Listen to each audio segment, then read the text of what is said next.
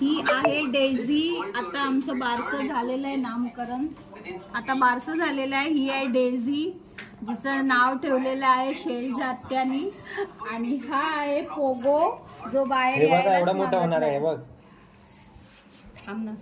हा बाहेर यायला मागत नाही. हा आहे पोगो.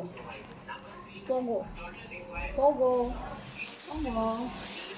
डेझी डेझी आणि पोगो, डेझी आणि पोगो हे दोघ जण नामकरण झालेले. आता आम्ही ह्यांना पाळण्यामध्ये घालतोय. मी पाळण्यात घालेल ना.